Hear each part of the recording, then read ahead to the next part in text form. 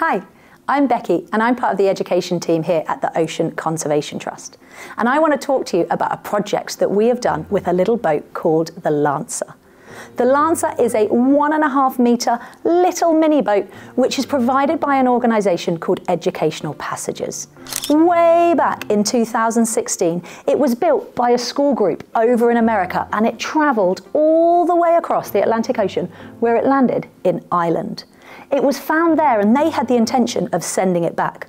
Unfortunately, they got into a little bit of trouble with the winds and the currents, and the boat actually did a U-turn and ended up right here in the city of Plymouth. That's where we found it, and we knew we had to do something really, really exciting with this boat. After the boat had been recovered, we worked with some brilliant students at Torbridge High who helped us rebuild it and get it seaworthy again. Now, we didn't want to make the same mistake as the Irish did, so we actually travelled all the way down to Tenerife, because from there we could launch her and the trade winds would help blow that little boat all the way across the Atlantic, where we hoped she might land somewhere near the Americas, but we weren't really sure. So once we travelled to Tenerife, we were supported by some amazing people at the Spanish Institute of Oceanography. Almost as soon as the Lancer was launched, she started sending us back information. The boat was able to send us photos, which showed us beautiful sunsets, and also some of the friends that the boat made along the way. Now, the really, really special thing about the Lancer is she's only 1.5 meters long, which means there's no space for crew.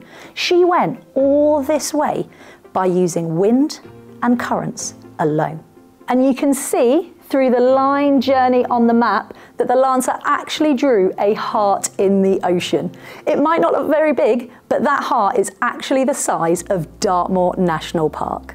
But this journey wasn't just about adventure, it was also about science. It was fitted with GPS signals and sea surface temperature trackers so that we could take that information and spread the word about global sea surface temperatures and climate change to everyone.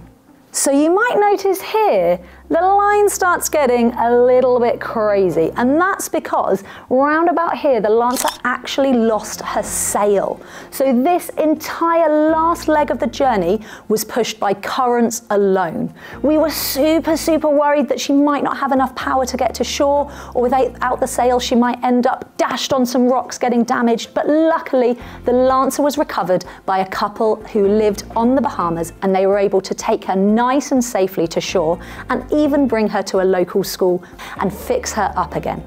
After 142 days at sea, travelling a whopping 9,700 kilometres, the Lancer was able to make its journey using only wind and currents alone. And to finish the story, Caitlin, who originally launched the Lancer way back in 2016 from Connecticut, has brought the Lancer back home to her original starting point. Will she go out again? Where will she go next? We'll have to wait and find out.